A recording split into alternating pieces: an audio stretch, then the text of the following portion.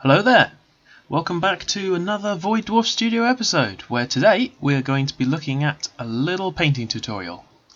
Now, quick disclaimer here, I am by no means a professional painter, so but I am quite confident in getting an army but looking battle ready.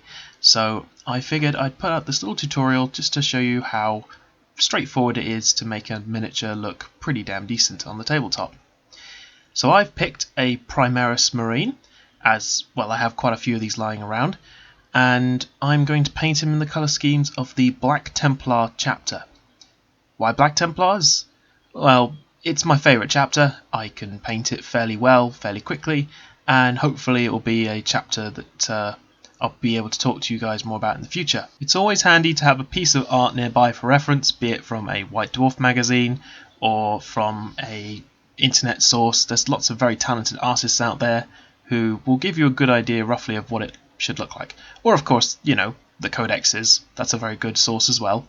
First up, we have your base paint, we're going to use Abaddon Black, as Black Templars, most of it's going to be black first. So make sure you cover the entire model in this, as this will be the basis that you'll paint on. And it should look something like this. Don't be too worried if you miss little bits, or if you go over areas you didn't mean to, as you're going to be covering them in different paints later on. The next prominent colour will be Ceramite White, which will go over, again, the most prominent areas on the Black Templar: shoulders, knees, bit on the head, and some details on the backpack. And it should look something like this. I personally paint a little bit of the white on the top and on the chest just to break it up, and so there's not quite so much black everywhere. Now for all the metal bits. Obviously, again, it's all personal preference, but I tend to use the lead belcher around the joints, around the tubes that connect to the helmet, and around the magazine for the gun. And so it's starting to look a little less just black and white and a bit more Space Marine-y. I've personally left that scanning device to be a different colour for later, just to break it up a bit. Now for some shinies. Let's paint that lovely Imperial symbol on his chest and the skull and wing on his gun. That's much better. Again, don't worry about missing the symbol or going over things that you didn't mean to be that shiny. Just go back over it with the previous colours you've used, and eventually it will all start looking neater. And the better you get at it, the less likely you'll have to go back over yourself. Now for the eyes, and possibly the most irritating part of any Space Marine model. A very small brush, or at the very least a brush with a very fine point, is going to be needed here, just so you can paint those wonderful helmet lenses. I chose red just because I prefer that look. It looks a bit more aggressive to me, but obviously any colour will potentially look good. Also a little red on the Purity Seal. Time to paint that parchment on the Purity Seal, and this is my personal favourite colour to use for it. And it should look something like this. I found that the paint tends to be very thin, so you may need a couple coats just to try and get it to cover all the black, but it should end up looking something like this. Almost all Space Marines have some kind of pouch or container for various things, and this is the colour I prefer to use for it. Having a different colour for the pouches just breaks up the model a bit and gives it some more details. Now it's time to pay some attention to that auspex he's carrying. I personally like using copper, as again it's just a different colour from just lead belcher, but obviously any metallic colour will potentially look good. This is just how I prefer to do it. I personally find that the copper layer paint takes maybe 3 tries to get the entire thing covered, but if this is the colour you'd like, then it should look something like this.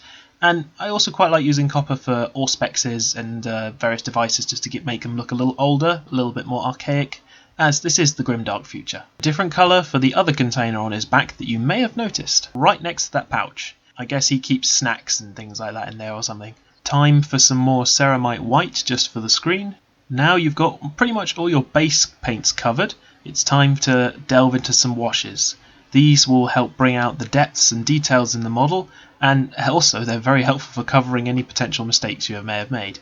Apply null oil all over the model except for the Purity Seal and the auspex device that the Templar is holding. This should fill in all the recesses and bring out more of the details on the model. You can of course paint over the whole thing in null oil, this is just my own personal preference. Next up here we have Agrax Earthshade, which I like to use on the auspex device or anything with a kind of coppery or metallic look. It can just make it look a bit older and a bit more aged. And last but by no means least, you have the Reichland Flesh Wash. This is great not only for skin but also for anything that you want to have a paper looking effect on, and it just makes it look it just brings out more detail. This is what your Black Templar looks like once you've covered him in null oil. I've put a little bit on the copper scanner just to bring out some shadows, and yeah, it's looking good, isn't it? We're not that far from the end, people. Next, let's make that purity seal look a bit more like paper. That's much better. Last thing to do now is wash that scanner just to make it look a bit more aged, and we can finally finish with the eyes. That is one relic of an auspex scanner. Now it's looking a little bit more weathered, battered and beaten, just like a proper tool of the Imperium should be. Now for the eyes. We don't really have any pupils in there, do we? Otherwise, let's see if we can do something about that. Nice bright colours for the eyes. Going to use red for the outer edges and white for the pupil. Really small brush is going to be needed here, so take your time, be very careful, otherwise you're going to have to keep redoing this so many times. And here you have the finished Marine. Looking not too bad. I'm fairly pleased with this, honestly. If you found this video helpful, then please feel free to like and subscribe. If you have any questions, then please leave a comment below, and I look forward to hearing from you all soon. Or alternately, if there's something else you'd like me to paint, then please drop a comment and ask. I might be able to put down a tutorial for it. Take care, everyone.